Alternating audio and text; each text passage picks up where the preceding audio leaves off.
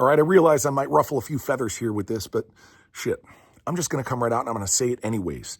Because at a certain point, you have to ask yourself, like, what kind of trainer are you? And what kind of trainer do you want to be? Are you one of the trainers who's out there taking pride in what you do, making an impact in other people's lives? Or are you the type of trainer who's just sitting on the sidelines, running your mouth about other trainers and how you could do it better? Because I could tell you this, there is a clear difference between the trainers who are rising to the top in this industry and the other trainers who are just making a bunch of noise flapping their gums. So who do you want to be?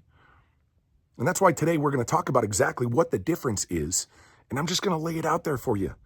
The weak trainers are the ones who are out there spending more time talking about, how people are doing things wrong, talking down to other trainers instead of leveling up their own game. They're quick to criticize anybody who's doing anything different from them, right? They're tearing people down. And that's exactly why they're not going anywhere in this industry. I mean, let's just be real about it. You know exactly who I'm talking about. You see it every day. The trainers who are constantly, cackling about some bullshit online or how they can do it better or how you're doing it wrong, right? And don't get me wrong.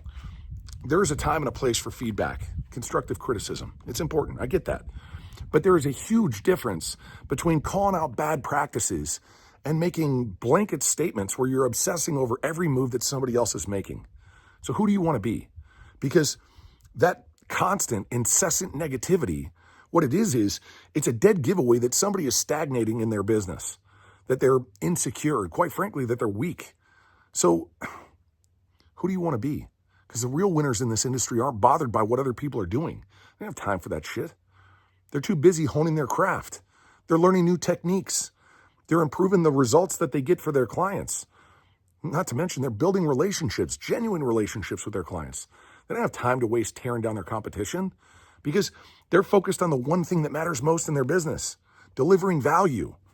I'll give you an example. A while back, I knew this guy, right? We'll just call him Mike. Now, Mike was the type of guy who was always in the forums and the communities and the groups, just constantly picking everybody apart, telling people they were doing it wrong, criticizing their methods, talking down on their techniques, things that he barely understood, by the way.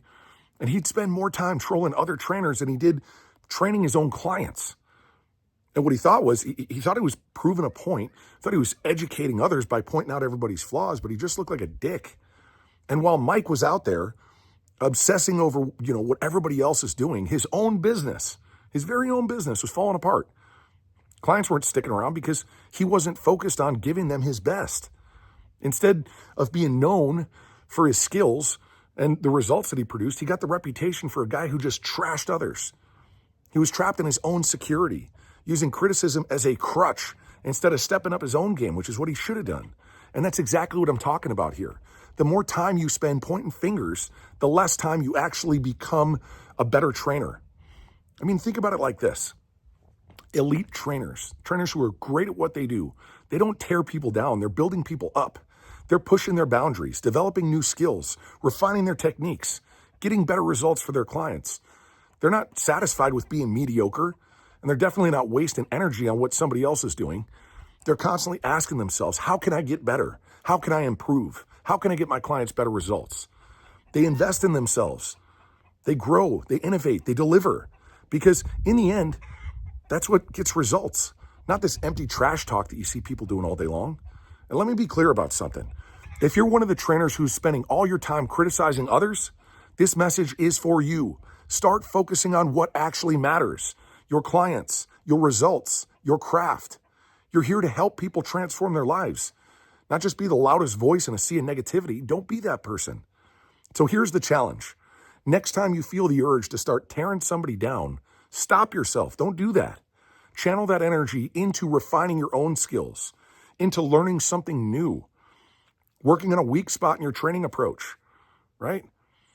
Because if you're not doing that, you're doing a disservice to yourself, to your clients, to this industry. And if you're tired of wasting time and you're ready to finally level up and stop being so negative, reach out. Let's cut the negativity. Let's put that energy into building something worth talking about. Remember this, greatness is your obligation. Success won't ever happen without your participation. This life isn't just a warm-up. It's the only one you got. So take action this instant because today might be your only shot.